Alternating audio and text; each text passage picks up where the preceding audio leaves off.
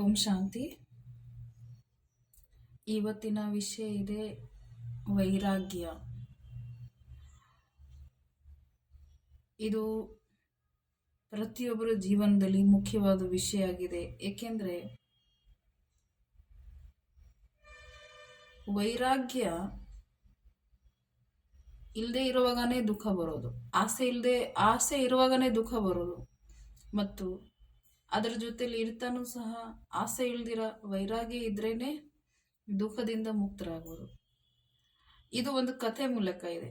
आज का कहानी है, आज का विषय भी है वैराग्य. आज एक राजा की पुत्री के मन में वैराग्य की भावनाएं थी. जब राजकुमारी का विवाह योग्य हुई तो राजा को उसके विवाह के लिए योग्य वर मिल नहीं पा रहा था. राजा ने पुत्री की भावनाओं को समझते हुए बहुत सोच विचार करके उसका विवाह एक गरीब सन्यासी से करा दिया. ಒಬ್ಬ ರಾಜನ ಇದ್ರಂತೆ. ಅವ್ರ ಮಗಳ ಮನಸ್ಸಲ್ಲಿ ತುಂಬಾ ವೈರಾಗ್ಯದ ಭಾವನೆ ಇತ್ತಂತೆ. ರಾಜಕುಮಾರಿ ಯಾವಾಗ ಮದುವೆ ಯೋಗ್ಯ ಆದ್ರು, ಮದುವೆದ ವಯಸ್ಸಲ್ಲಿ ಬಂದ್ರು, ಆಗ ರಾಜ ಅವರು ಮದುವೆ ಯೋಗ್ಯ ವರ ಹುಡ್ಕಕ್ಕೆ ಹೋದ್ರು. ಆದ್ರೂ ಅವ್ರಿಗೆ ವರ ಯಾರೂ ಸಿಕ್ಕಿಲ್ಲ. ಆಗ ರಾಜನ ಪುತ್ರಿ ಇದು ಭಾವನೆಯನ್ನ ತಿಳ್ಕೊಂತ ಬಹಳ ಆಲೋಚನೆಗಳು ಮಾಡ್ತಾ ಅವರು ಮದುವೆ ಒಬ್ಬ बड़वा सन्यासी हत्र ಮಾಡಿಸಿದ್ರು. राजा ने सोचा कि एक सन्यासी ही राजकुमारी की भावनाओं का कदर कर सकता है. हे विवाह के बाद राजकुमारी खुशी खुशी सन्यासी के कुटिया में रहने के लिए आ गई. कुटिया की सफाई करते समय राजकुमारी को एक बर्तन में सूखी रोटी दिखाई दी. उसने अपने सन्यासी पति से पूछा कि रोटी यहाँ क्यों रखी है. ರಾಜಾ ಆಲೋಚನೆ ಮಾಡಿದ್ರು. ಒಬ್ಬ ಸನ್ಯಾಸಿ ರಾಜ್ಕುಮಾರಿದು ಭಾವನೆಗೆ ಸರಿಯಾಗಿ ಅರ್ಥ ಮಾಡ್ಕೋಬಹುದು, ಬೆಲೆ ಕೊಡಬಹುದು. ಅದಕ್ಕೋಸ್ಕರ ಏನ್ ಮಾಡಿದ್ರು, ಮದ್ವೆ ಆದ್ಮೇಲೆ ರಾಜ್ಕುಮಾರಿ ಖುಷಿಯಾಗಿ ಸನ್ಯಾಸಿರ ಕುಟೀರದಲ್ಲಿ ಹೋಗಿ ಇರಕ್ಕೆ ಸ್ಟಾರ್ಟ್ ಮಾಡಿದ್ರು. ಕುಟೀರವನ್ನ ಯಾವಾಗ ಸ್ವಚ್ಛ ಮಾಡ್ತಾ ಇದ್ರು, ಅಂದ್ರೆ ಕಸ ಗುಡಿಸ್ತಾ ಇದ್ರು, ಕ್ಲೀನ್ ಮಾಡ್ತಾ ಇದ್ರು.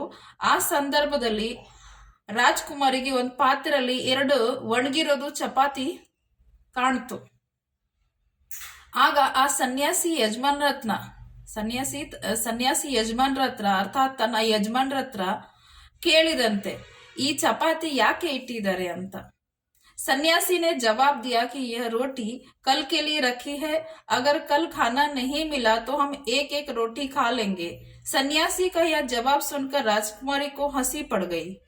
राजकुमारी ने कहा, मेरे पिता ने मेरा विवाह आपके साथ इसलिए किया था क्योंकि उन्हें ये लगा कि आप भी मेरी तरह वैरागी है. आप तो सिर्फ भक्ति करते हैं और कल की चिंता करते हैं. ಆಗ ಸನ್ಯಾಸಿ ಉತ್ತರ ಕೊಟ್ಟ, ಏನೋ ಈ ಚಪಾತಿ ನಾಳೆಗೋಸ್ಕರ ಇಟ್ಟಿದಿರಿ, ಒಂದ್ ವೇಳೆ ನಾಳೆ ನಮ್ಗಳಿಗೆ ಊಟ ಸಿಕ್ಕಿಲ್ಲ ಅಂದ್ರೆ ಒಂದೊಂದು ಚಪಾತಿ ತಿಂದು ನಾವು ಹಸುವನ್ನ ಮುಗಿಸೋಣ ಅಂತ. ಅಂದ್ರೆ ಸನ್ಯಾಸಿದು ಈ ಉತ್ತರ ಕೇಳಿ ರಾಜ್ಕುಮಾರಿಗೆ ಜೋರಾಗಿ ನಗು ಬರ್ತಂತೆ. ಆಗ ರಾಜ್ಕುಮಾರಿ ಹೇಳಿದ್ರು, ನನ್ನ ತಂದೆ ನಿಮ್ಮ ಜೊತೆಲಿ ಮದ್ವೆ ಏನಕ್ಕೆ ಮಾಡಿರೋದು, ಯಾಕೆಂದ್ರೆ ಅವರಿಗೆ ಈ ಅನಿಸಿಕೆ ಇತ್ತು, ನೀವು ನಂತರ ವೈರಾಗಿ ಇದ್ದೀರಾ ಅಂತ.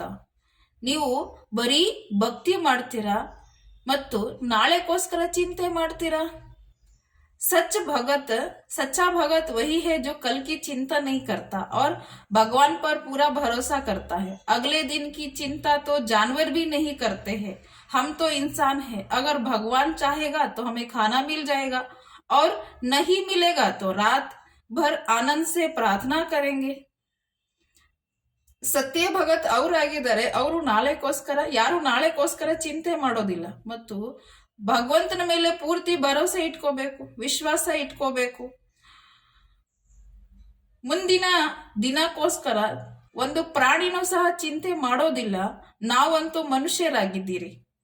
ಒಂದ್ ವೇಳೆ ಭಗವಂತಗೆ ಇಷ್ಟ ಇದ್ರೆ ನಮ್ಗೆ ಊಟ ಸಿಗುತ್ತೆ, ಸಿಕ್ಕಿಲ್ಲ ಅಂದ್ರೆ ಇಡೀ ರಾತ್ರಿ ಆನಂದದಿಂದ ಭಗವಂತನಿಗೆ ಪ್ರಾರ್ಥನೆ, ಅರ್ಥಾತ್ ನೆನೆಯನ್ನ ಅಂತ. यह बातें सुनकर सन्यासी की आंखें खुल गई। उसे समझ में आ गया कि उसकी पत्नी की असली सन्यासित्व है। उसने राजकुमारी से कहा, आप तो राजा की बेटी है, महल छोड़कर मेरी कुटिया, छोटी सी कुटिया में आई है, जबकि मैं तो पहले से ही एक फकीर हूँ।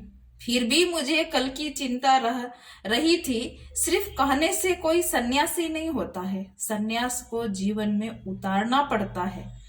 आपने मुझे वैराग्य का महत्व समझा दिया। ಈ ಮಾತುಗಳು ಕೇಳ್ಕೊಂಡು ಸನ್ಯಾಸಿಗೆ ಕಣ್ಣು ತೆರೆತು.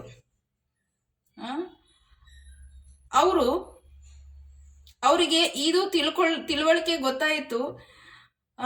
ಇವರು ನನ್ನ ಪತ್ನಿ ಸತ್ಯವಾದದ್ದು ಸನ್ಯಾಸಿ ಆಗಿದ್ದಾರೆ, ಒಬ್ಬ ರಾಜಕುಮಾರಿಯಾಗಿ, ಎಲ್ಲಿ ರಾಜಕುಮಾರಿ ಆದ್ರೂ ಸಹ ಇಷ್ಟು ವೈರಾಗ್ಯ ಇಟ್ಕೊಂಡಿದ್ದಾರೆ.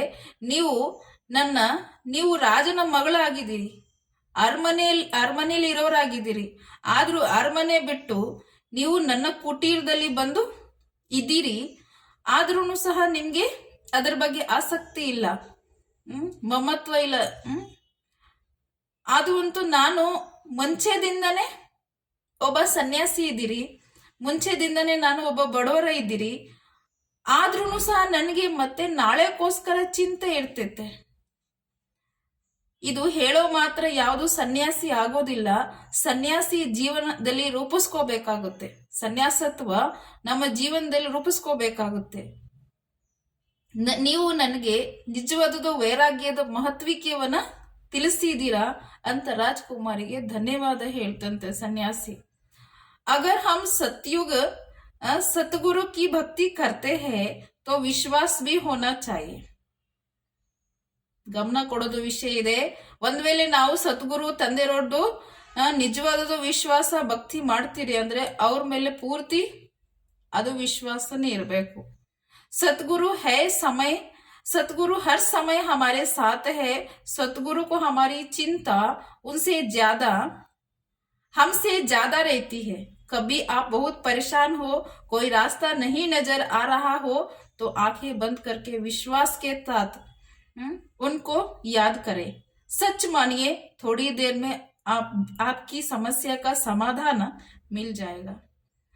ಒಂದ್ ವೇಳೆ ನಾವು ಸದ್ಗುರು ತಂದೆರೋರ್ಗೆ ನೆನೀತಾ ಇದ್ರಿ, ಅವ್ರ ಭಕ್ತಿ ಮಾಡ್ತಾ ಇದ್ರಿ, ಮತ್ತೆ ಅವ್ರ ಮೇಲೆ ವಿಶ್ವಾಸ ಇರ್ಬೇಕು ಅಂದ್ರೆ ಸದ್ಗುರು ಆ ಸಮಯದಲ್ಲಿ ನಮ್ಮ ಜೊತೆಲಿ ಇರ್ತಾರೆ. ಸದ್ಗುರು ತಂದೆರೋರ್ಗೆ ನಮ್ ಚಿಂತೆ ಆಟೋಮೆಟಿಕ್ಲಿ ನಮ್ಗಿಂತ ಜಾಸ್ತಿನೇ ಇರುತ್ತೆ.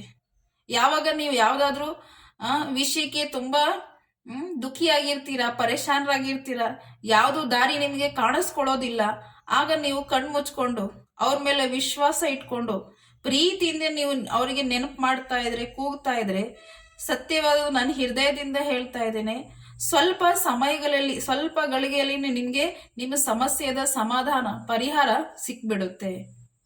ಅಚ್ಚಾ, ಓಂ ಶಾಂತಿ. ಎಲ್ಲರಿಗೂ ಒಂದು ವಿಶೇಷವಾದ ಮಾತು ಹೇಳಕ್ಕೆ ಇಷ್ಟಪಡ್ತೀನಿ. ನಿಮಗೆ ಯಾವ್ದಾದ್ರೂ ವಿಷಯ ಬಗ್ಗೆ ನನಗೆ ಗೊಂದಲ ಇದ್ರೆ ನೀವು ಕಾಮೆಂಟ್ ಮಾಡಿ, ನಾವು ಆ ವಿಷಯಕ್ಕೆ ಇನ್ನೂ ವಿಸ್ತಾರವಾಗಿ ಹೇಳಕ್ಕೆ ಇಷ್ಟಪಡ್ತೇನೆ.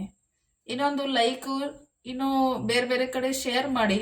ಇದರಿಂದ ಏನಾಗುತ್ತೆ ಅಂದ್ರೆ ನಮಗೂ ಪ್ರೋತ್ಸಾಹ ಬರುತ್ತೆ, ನಾವು ಇನ್ನು ಹೊಸ ವಿಷಯ ಬಗ್ಗೆ ವಿಡಿಯೋ ಮಾಡೋಣ ಅಂತ ಹೇಳಿ. ಧನ್ಯವಾದಗಳು.